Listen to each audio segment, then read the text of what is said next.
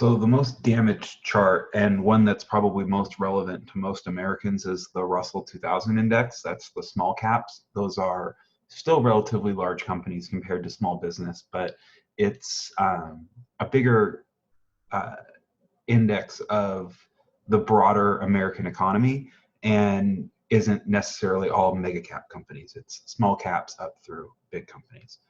The move here that's pretty concerning is just how perfectly it's fitting in with this fib chart. Again, we're going back to the financial crisis. With the Fibonacci extension, what this tool is used for is you're going to disregard this first move and then map out the second move here. So that's first move, and then we're going to draw as this broader second move, just kind of looking out. Sometimes you need to, you'll adjust and you'll see like where these lines match up. I mean, we're at Russell 2000, just like the other indexes on a log scale. We hit the same highs in the financial crisis. Once we got into this QE zone, and we were just kind of battling our way out of this recovery. But what we're seeing here is just looking at this move on a week basis. Let's go to monthly just so we can clean it up with less ticks. What we're seeing is, again, the 423 full retracement, double top. That's about as bad technically as you get as a Fibonacci trader. This right here is a huge, huge, huge sell signal. Normally that move to support is 161. You'll normally bounce. We didn't hold this zone. As soon as we didn't hold this zone, we were going to 161.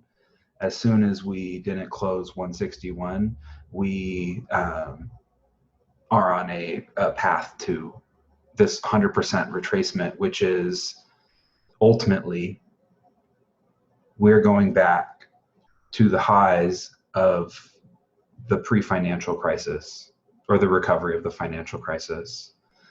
And that means all the economic growth from 2013 to now is evaporating really quickly. Again, it's just a ton of wealth that's been destroyed. Look how perfectly this pattern touched a critical level, triggering a sell-off all the way down to the 1200 day and the next fib level. We bounced, could barely get through these moving averages, never really broke through, got juiced up here with some Fed intervention. I don't need to get into that. Go to test these highs, failed to get to new highs, and this breakdown here at this level just coincides with all of the Corona stuff. So I don't know if it's coincidence or if it's just bad timing, but I think it's a little bit of both, that all of this happened at this really critical level that has now triggered a huge sell-off, probably all the way down to this 100% level. Hopping over to the futures that just opened up. And we're gapping down. So this is the first tick. We opened gap down and are at limit close, or at limit down. So when the market opens back up, I'm assuming that tomorrow is going to be pretty ugly. Pretty ugly.